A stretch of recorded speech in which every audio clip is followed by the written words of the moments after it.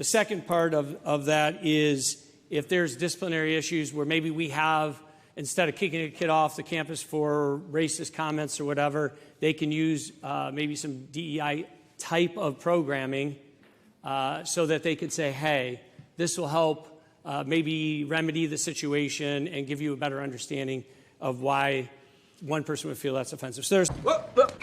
It was very interesting on the DEI portion that the sponsor of the amendment said that if a student got disciplinary actions for a comment or something they said on campus, that they could then take DEI classes, or actually said DEI programming, right, as a form of not getting disciplined. That's very interesting to me, since members, well, one particular member of the Democrat caucus, a white member who made comments towards a black member, just had to go under implicit bias training because of it. Like, that's very interesting. Proceed with your point of order. Mr. Speaker, I think that was out of line, and we want to get back to the bill and back to the amendment. Thank you. Very good. Proceed with your remarks, Representative. Thank you, Mr. Speaker. They always say when you throw a brick in a pack of dogs, the one that you hit yelps. Facts hurt. I'm sorry. Facts hurt.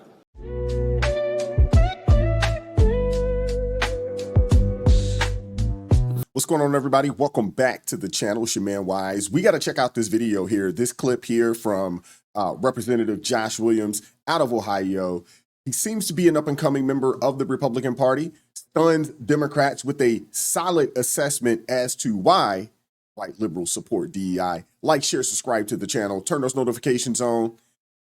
Let's get into it. One of my colleagues earlier said, why are we afraid of the truth? Well, I'm not afraid of the truth, but about 90% of what I heard from my Democrat colleagues was untruthful as it relates to this bill. And I'll go through in minute detail. So, for instance, it was alleged that this will get rid of black fraternities and black student unions.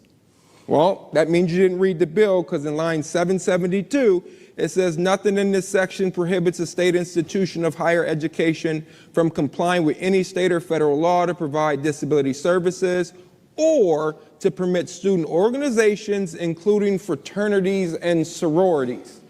It's right there in the text. Again, individual said that this was going to whitewash history and our ancestry, right, and our past. It was going to suppress free speech in the classroom. We were going to dictate what subjects we couldn't talk about. I would simply say, look at line 768, where it literally says nothing in this section prohibits faculty or students from classroom instruction, discussion, or debate, as long as the faculty member allows the student to express intellectual diversity. Equity is just a closeted way of trying to put in quotas. That's all it is. If you believe that a room full of 100 people has to have 13 black members because that's the breakdown of society, and you only find 5 qualified candidates, how do you get to your 13-member quota? You have to drop the standard in order to get more minorities in the room. Well, what does that do for the 5 members that got there based off their merit? What does that do for me, who has a Juris Doctorate, my wife who has a master's degree and has served in corporate rooms for 20 years? What does that do for me, who was already in the room?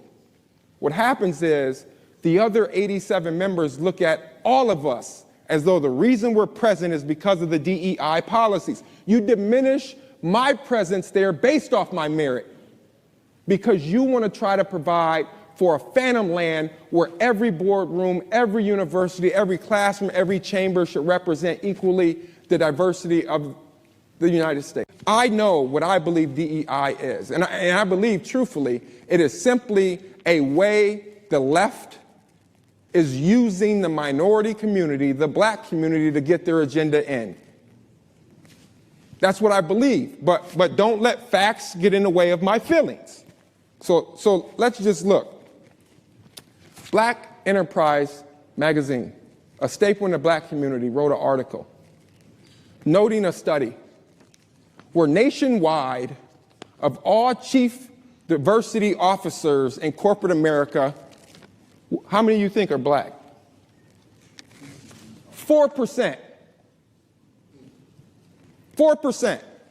78% white. Well, let's look at the actual study that it cites. Right? You can come and see it by Zippa, looking at these professions. 76.1% white, 3.8% black. Well, let's keep going. In 2011, 3.78% of all chief diversity officers in the United States were black.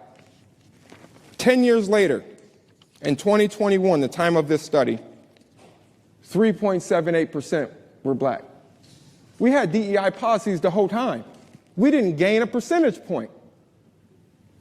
We didn't gain a percentage point, but during that same time, white women gained more in that same study.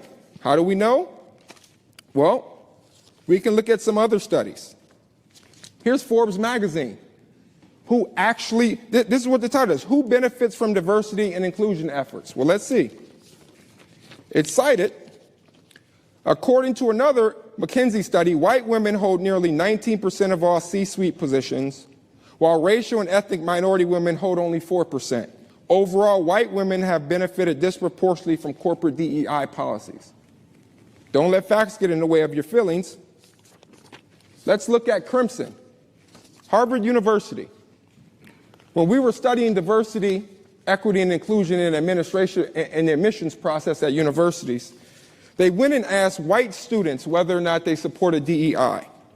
Overwhelmingly, they said yes. But let's see why.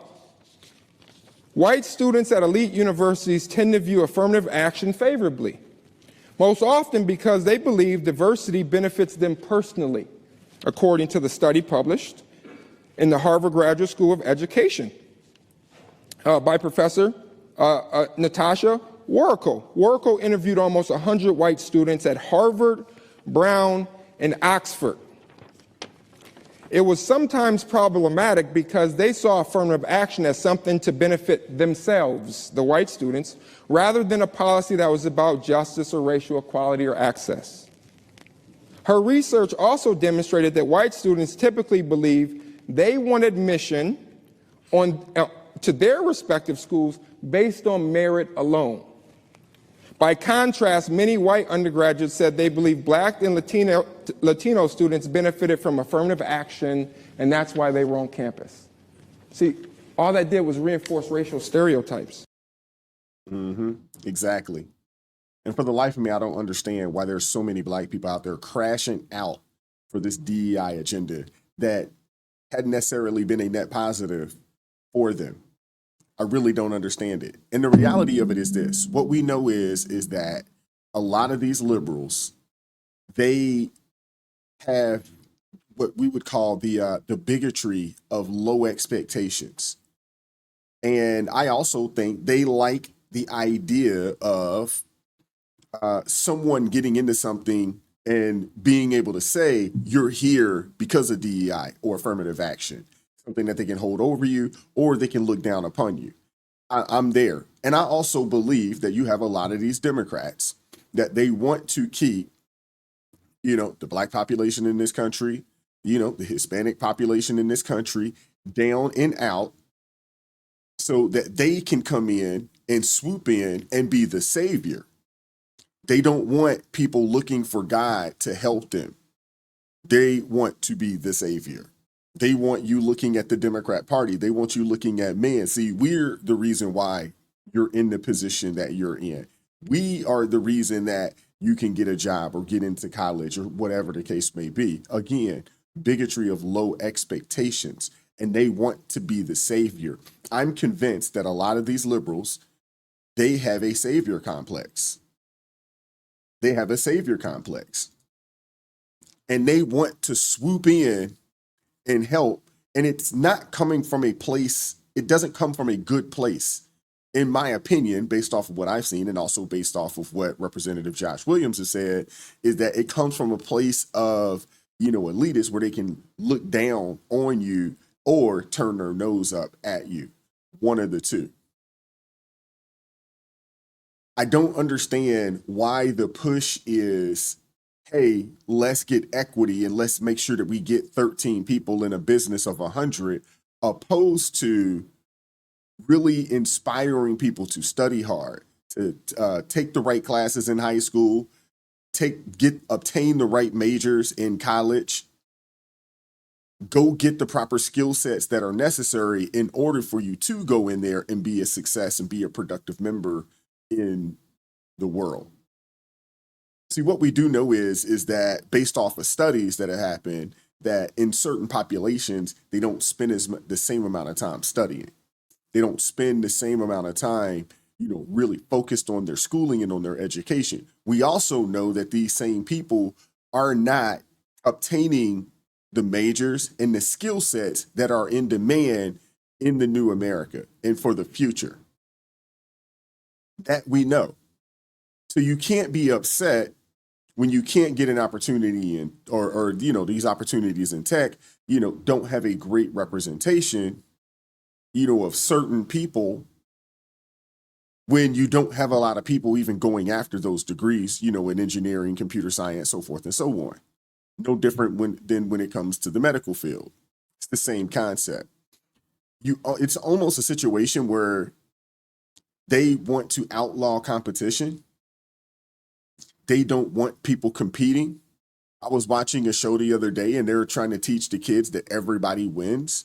No matter what, no matter how hard you work, it doesn't matter. Everybody's a winner. And that's just not true. And that's not real. And I appreciate, Josh Williams, as, being a representative out there, being someone, a part of the Black population in this country, willing to stand up and stand against this wicked DEI agenda.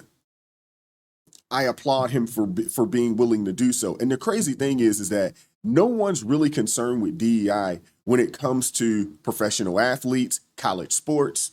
When you look at the NFL and you see that it is predominantly, Black, you look at the NBA, same thing. You look at Major League Baseball and it's predominantly, Hispanic or Latinos, in Major League Baseball right now.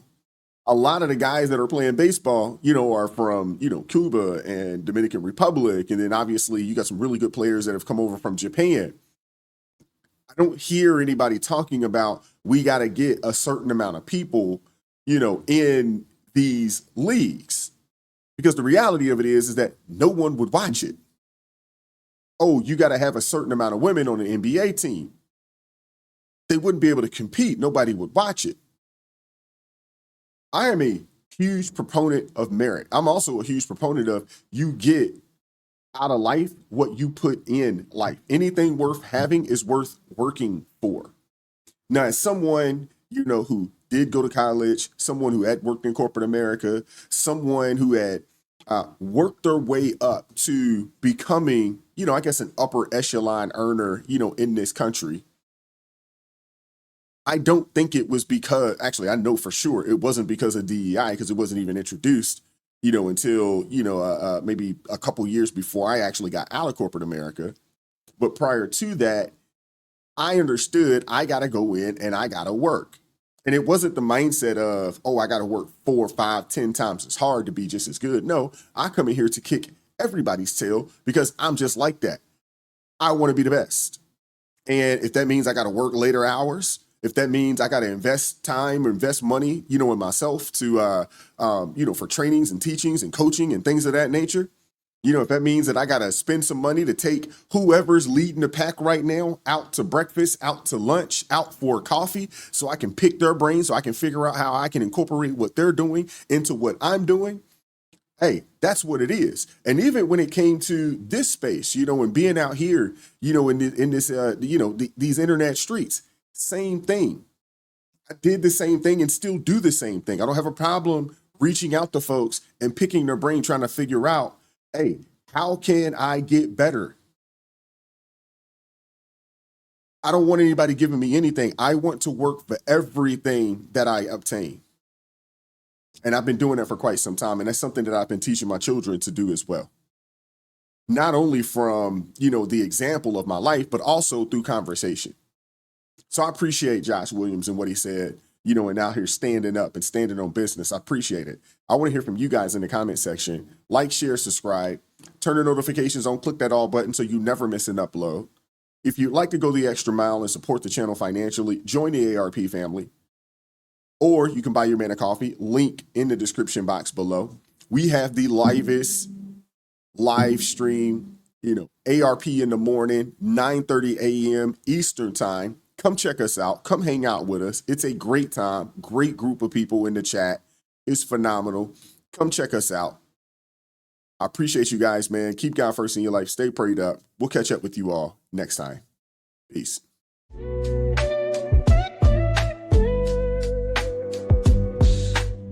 Vibes so raw, can't hide the truth.